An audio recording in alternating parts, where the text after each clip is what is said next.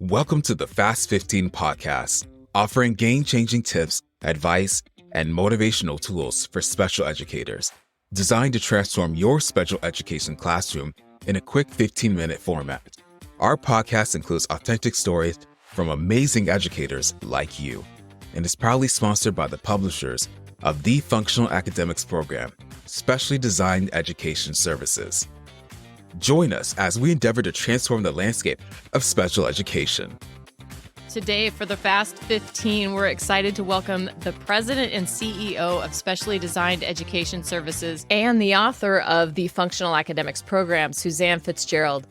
We had so much to discuss that we decided to break this into 2 episodes. Today, we will discuss why we should take data around the goals to support the IEP and include the benefits and challenges of progress monitoring. We are picking up from where we left off on the last episode of the Fast 15. And if you haven't had a chance to listen to the first part of our discussion together, make sure you go back and check that out as well. And if you haven't done so yet, be sure to subscribe to our Fast 15 podcast on whatever platform you're listening. We want to make sure that you get all that you can out of our quick time together. Also, it really helps us if you write a quick review so other people in the world of special education can find us and share the encouragement. Those of you who are familiar with the Functional Academics Program, you know that the primary focus really is on progress monitoring and is highly data-driven, data-based. And Suzanne, can you speak to the benefits and challenges of progress monitoring and how teachers can use data to support their meaningful IEP goals? Absolutely. So let's start with the benefits of progress monitoring. So when you have a Proficient data collection system in your classroom, you are able to easily make decisions. Okay. Data tells you when to move a student on to the next skill or lesson, or perhaps when you need to take a step back and break a skill down or modify a lesson to in some kind of a different way to help your student get to mastery quicker. Gotcha. It's concrete evidence that IEP goals have been met or progress is being made. For students, this one is really important, but for students with more complex disabilities, frequent data can show even tiny little gains that your team it gives you something to celebrate because those tiny gains can be huge in so many different ways. Right. It's also really helpful during conversations with parents, especially when tough decisions need to be made. Yeah. So, for example, those are tough discussions to have. And so when you have data like you're talking about to anchor to. Yes. And I don't want to be the one, nor should I be the one who makes all of those decisions. It absolutely has to be a team decision. Yes.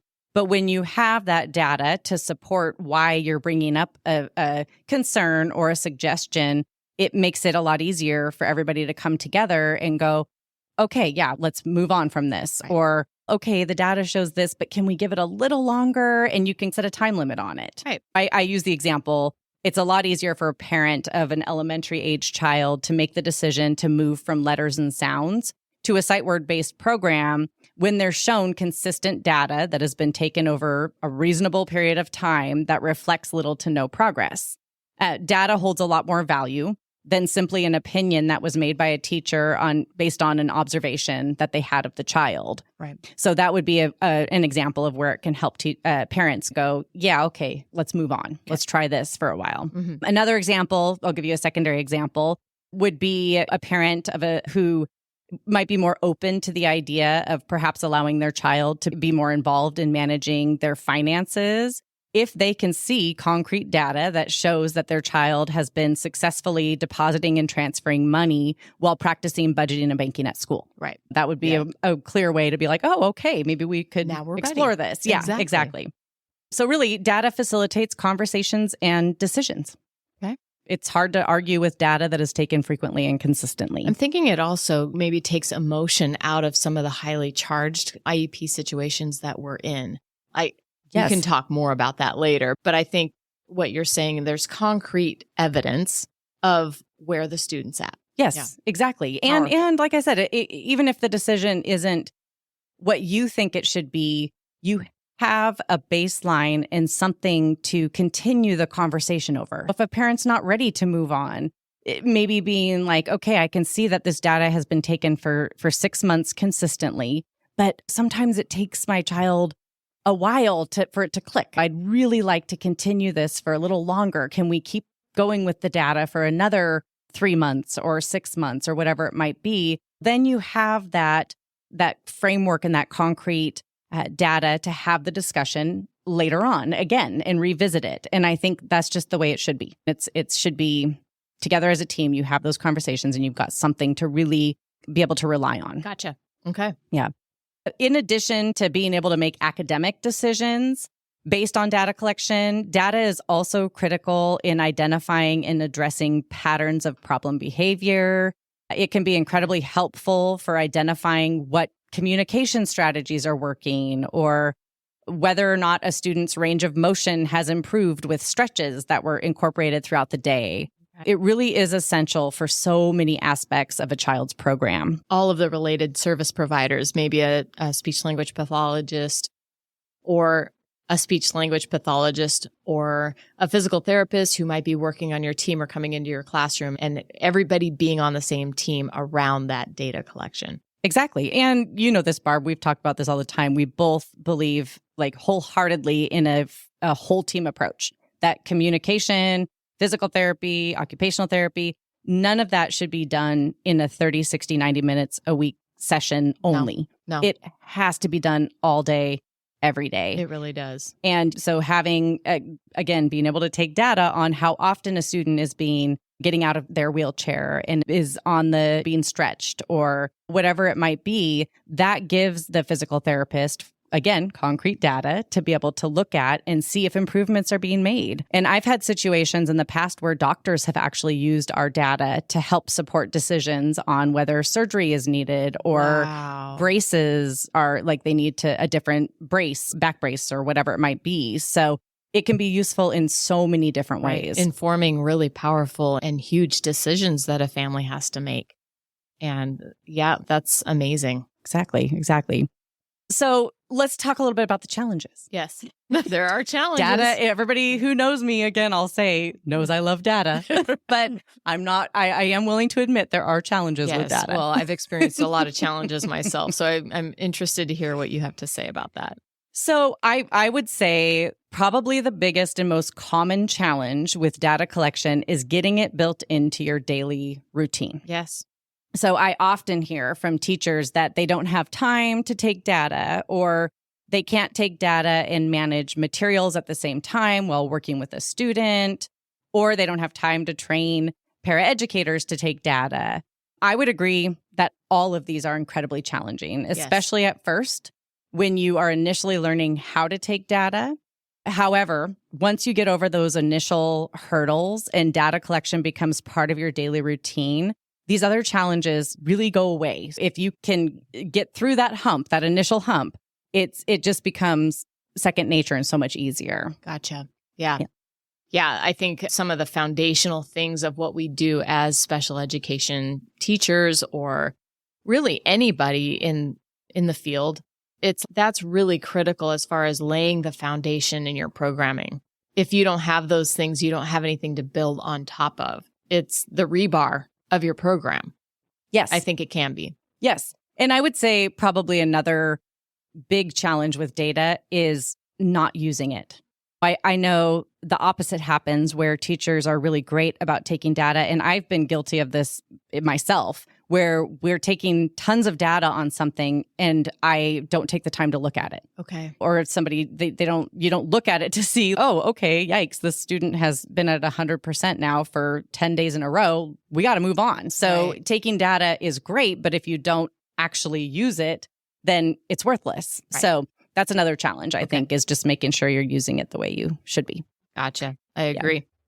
I would say, just so to wrap up, when you're used to taking data, it really doesn't require extra time. It can easily be done simultaneously when working with students. It just takes a little extra practice, which is why frequent data is recommended. The more opportunities you have to practice, the more proficient you become, just like pretty much anything. And then even if you're not able to collect data during a specific task, there's also shortcuts and ways and suggestions for collecting and reporting data at the end of a lesson that really takes no extra time at all. Yeah. Just getting in the routine of doing that daily. Yes, absolutely. And having that just be part of the practice for yourself and for your team. Yes. Yep. And I've learned so much just from today talking with you, and I'm really grateful that you're taking the time to spend on our Fast 15. And it's a pleasure always to get a chance to work with you, to hear from you, to bounce off ideas. And thank you. I just want to say thank you. Are you kidding me? This is fun. Yeah, I'm loving this. Great. Yeah, it's great. Thank you for having me. You're welcome. Thank you very much for joining us on our podcast today. We really appreciate you taking the time to share your expertise, and want to thank you for being a champion in the field of special education and being a leader for a lot of people, and for putting out some really amazing products. We have some really incredible things coming down the line that I know you're working on, and specifically around helping teachers take data more effectively, more efficiently, and with fidelity. Thank you so much for all the hard work that you do. Thank you. Awesome.